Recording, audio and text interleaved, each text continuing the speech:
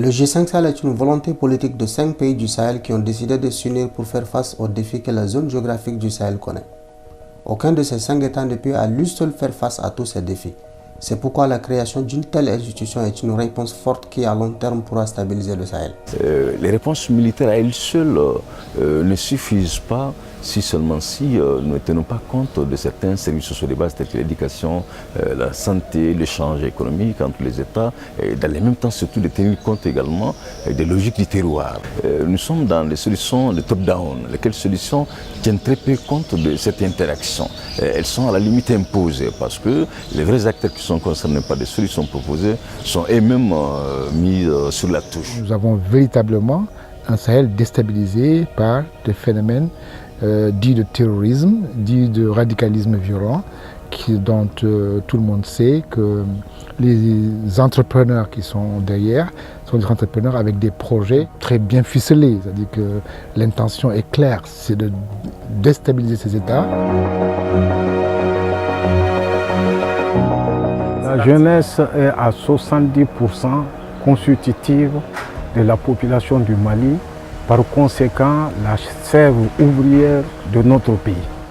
Mais surtout, il concentre tous les problèmes liés à la mauvaise gouvernance, la pauvreté, l'injustice.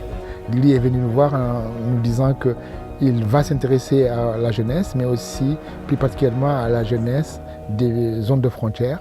Et ça, c'est en droite ligne avec, on va dire, une vision que le G5 a. Pour le cas de Sikasso, par exemple, nous allons mettre en œuvre des rencontres, notamment un forum et un festival qui va permettre aux jeunes et l'administration locale de parler le même langage et de concrétiser des initiatives qui va permettre aux jeunes de se sentir avec l'État. L'expression de l'extrémisme violent sous toutes ses formes ne peut pas trouver de meilleur terreau que la bande sahélienne.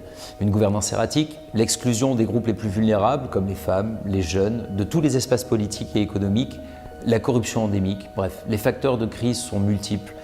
Dans un espace en pleine mutation, l'IRI a fait le pari de la jeunesse pour une meilleure intégration et une meilleure implication au sein de la gouvernance locale et dans la vie démocratique de leur pays en général.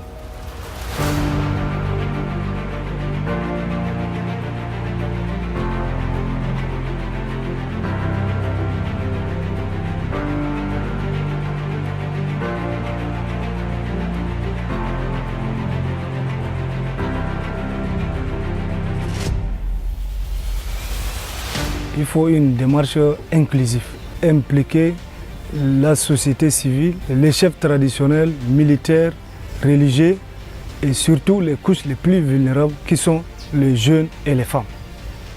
Le dialogue entre les autorités et les jeunes à court, moyen et long terme, avec une continuité approfondie.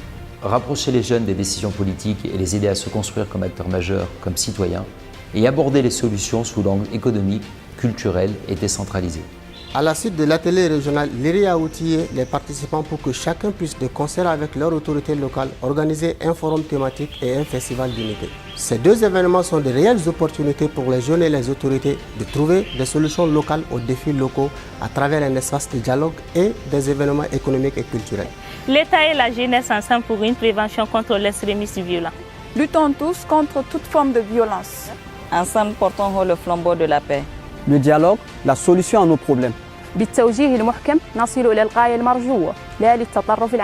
L'échelon local est souvent le meilleur pour changer les choses et voir les impacts de son action. L'échelle régionale est également fondamentale. Pendant ce séminaire régional, les jeunes ressortissants des pays du G5 Sahel ont pu formaliser les relations entre l'institution G5 Sahel et les jeunes. Ainsi, ils ont élaboré un protocole de partenariat utilisable par tous les jeunes du G5 qui souhaiteront s'investir pour un Sahel en paix.